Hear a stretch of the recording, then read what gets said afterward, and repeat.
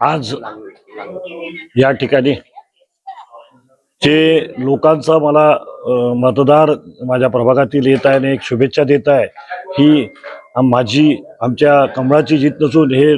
लोकांची जीत आहे, म्हणजे मतदारांची जीत आहे. आणि मतदारांनी जो उत्साह